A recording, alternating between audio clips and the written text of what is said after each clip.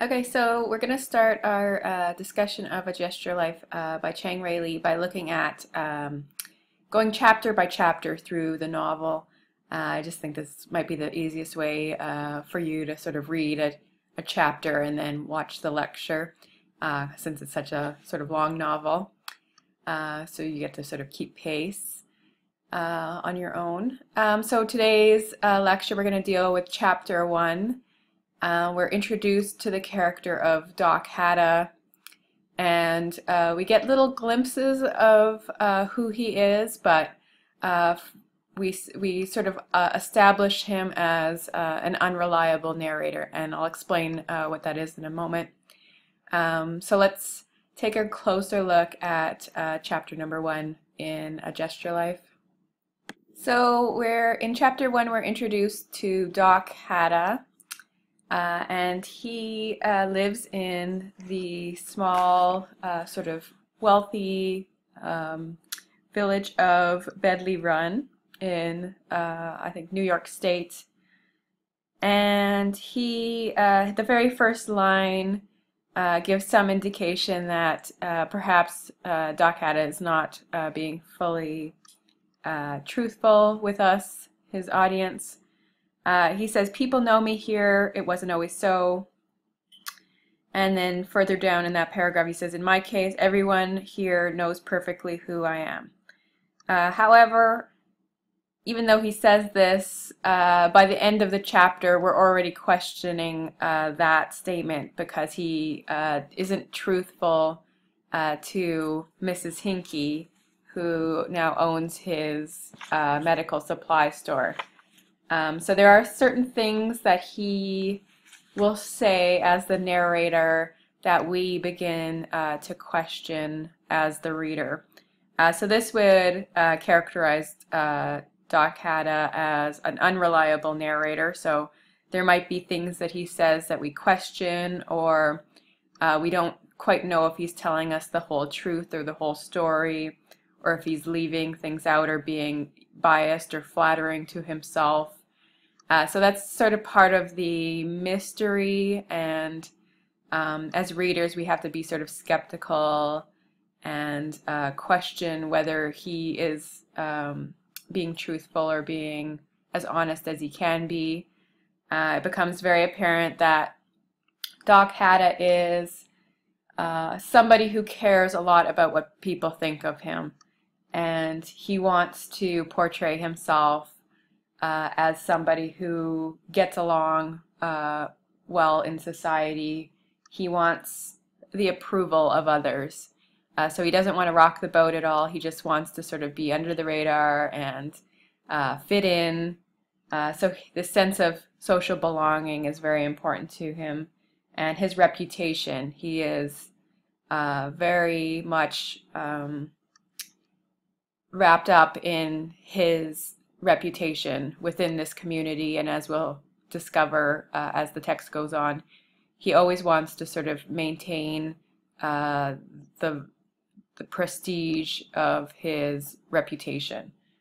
So he's very much concerned with that. In this chapter, we learn a little bit about his past. So his background, he talks about being raised in a small city in Japan, and emigrating to Bedley Run in 1963. So during this time, he talks about, how there was he wasn't welcomed right away in the town of Bedley Run. He says on page 4, "I did have a few small difficulties from time to time, but it was always just the play of mischievous boys who enjoyed making faces at me in the shop window or chalking statements out front on the sidewalk, even going so far as to slather axle grease on the dumpster handles. I never reported the incidents or confronted the perpetrators, and eventually these annoyances ceased." So in this passage we have indication that Bedley Run sounds like an ideal place to grow up and to make a life and to have a family, but for him, as and a man of Asian descent, he faces prejudice and these acts of he sort of chalks it up to just boys being boys, a little bit of ridicule here and there, but it's evidence of a kind of racist system ingrained in American culture as well. And we'll see he sort of doesn't see it as that significant in his life, but we'll see how this racist culture seems to affect his family and his life and his experience living in American culture. So at this point, Doc Hatta, we know he is an older Asian man. He grew up in Japan, and then he's emigrated to the United States in 1963. He runs a medical and surgical supply store, Sunny's Medical and Surgery Supply Store or Sunny Medical Supply is what it was called. And since his retirement, it's now run by a New York City couple, and they haven't had the success that he had with it. So economically, his medical supply shop is going sort of downhill, and this young New York couple, the Hinkies, are sort of suffering from financial constraints, as well as their son, who is also sick in the hospital. So there are sort of problems within this very picturesque town. Economic downfall is one of them. We also know there was racism as part of this situation as well. But we get the sense that, while he was running the medical supply store, it was a successful business.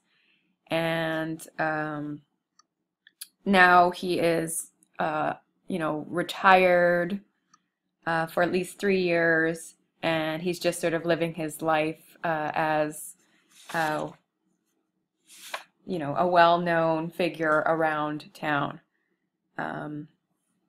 People seem to say hello to him. They all refer to him as Doc Hatta, even though he's not a doctor. He just ran a medical supply store. And he's sort of known as, on page 1, an almost oriental veneration as an elder. So people see him as this sort of older Asian man, and he has some sort of notoriety around town. People seem to greet him and say hello to him and know him.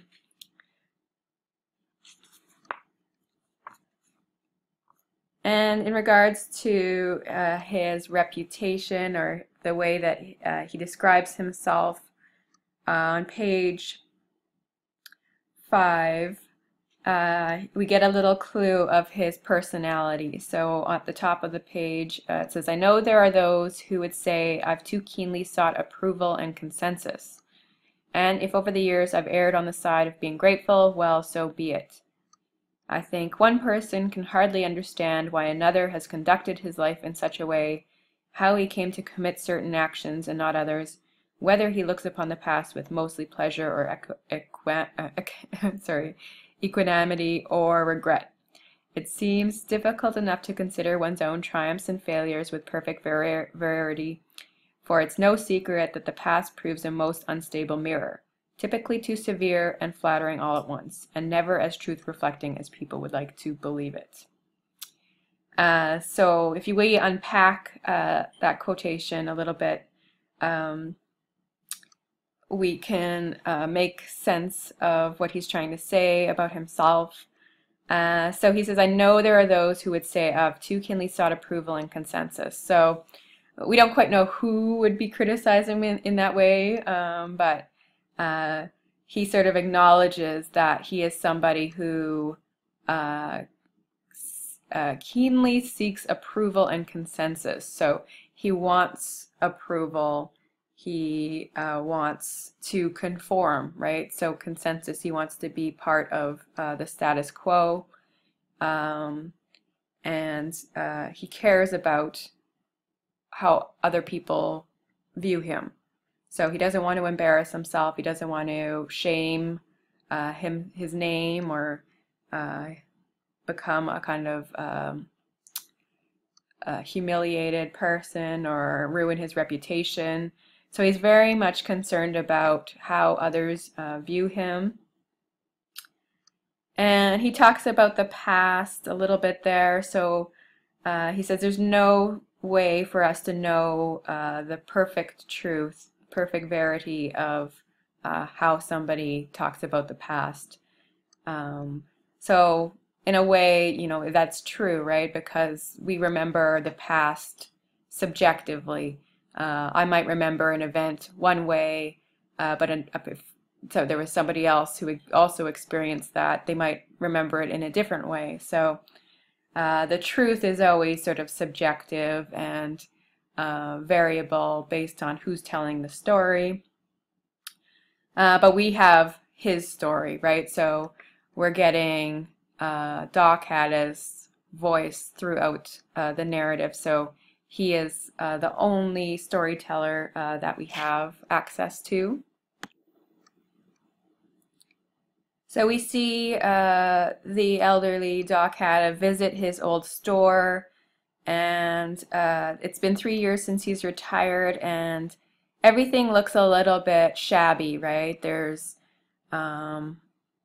you know, dust, and the sort of displays haven't been renewed or revitalized. Everything looks sort of old and falling apart. So there is a suggestion that, you know, business is not doing well for this young couple who has taken over the business, Mr. and Mrs. Hinkie. And he enters in his old store, and he is sort of confronted by this couple who has taken up his business. And it's particularly the husband, Mr. Hinkie, who sort of is angry at him.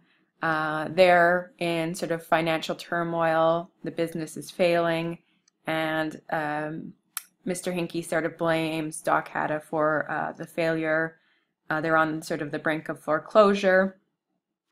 And on page 10, he accuses Doc Hatta of sort of selling them a crumbling business, and he says, "You only say nice things, I guess." So that's some indication of, you know, perhaps Doc Hatta is somebody who hides truth. He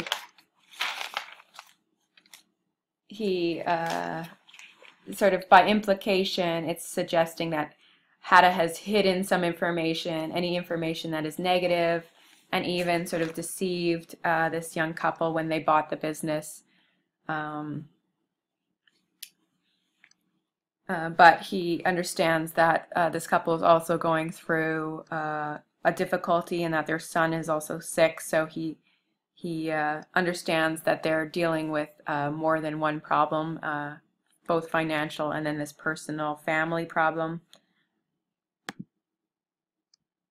Chapter, Mrs. Hinkie tells him that she found this box of photographs in the back storeroom, and in these photos are Sonny, and she asks who this beautiful young lady was, and then he explains that this is his this was his daughter.